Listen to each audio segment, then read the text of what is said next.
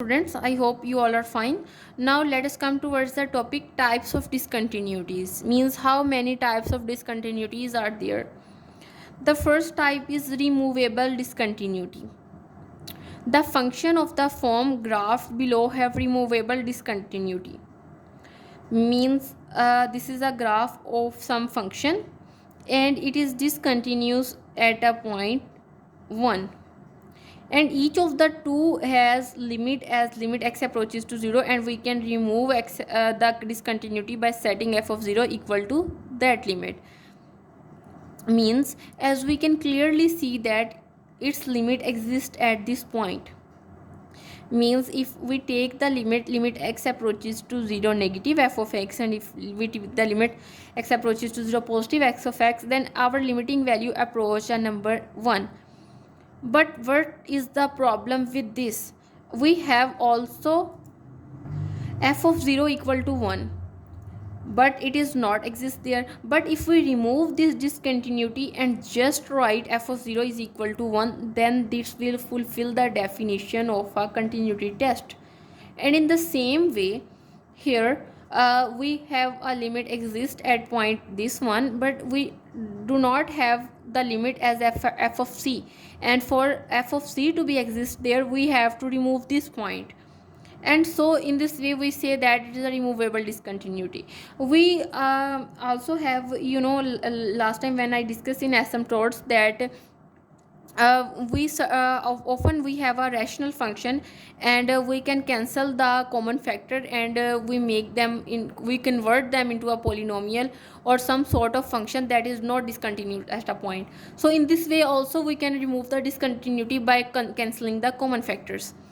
But it is not that like when we have discussed here, because their continuity still remains, but we have just cancelled the common factors to test whether it is continuous at a point or not. Now we have a jump discontinuity.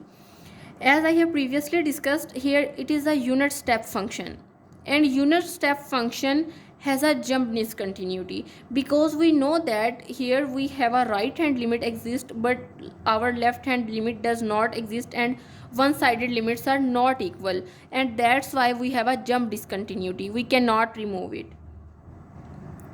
Now there is another type of discontinuity, that is infinite discontinuity.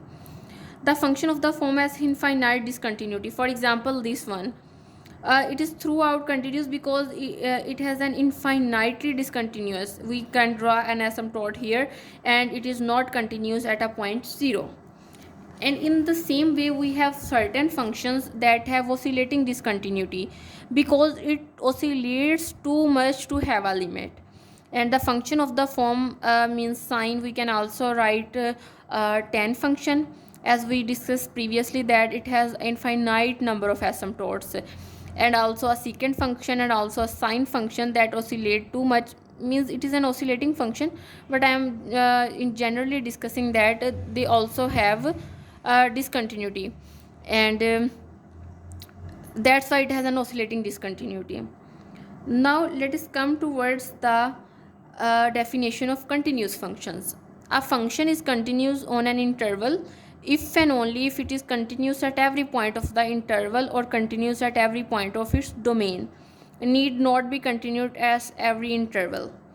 Means we say that a function is continuous on an interval if it is continuous at every point on that interval. For example, if I say that a function is continuous at interval 0 2, then it have to be continuous at every point that lie within this interval.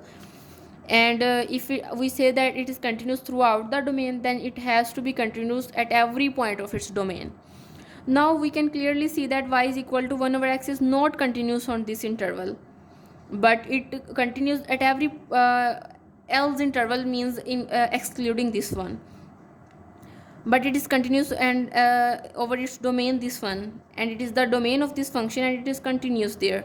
Identity and constant functions are continuous, and we have a clear idea then that why it is continuous, because in identity and constant functions means it is a constant, it is equal to some constant. For example, we have y is equal to 1, then it has this line, and obviously there is no discontinuity here, here and here. That's why it is continuous throughout its domain. And in the similar way, identity function, for example, y is equal to x, then it is continuous. There is no discontinuity lies at any point. And this is all about today's lecture. In the next lecture, I will discuss the formal definition of a continuity and try to solve a problem related to this thing. Thank you so much.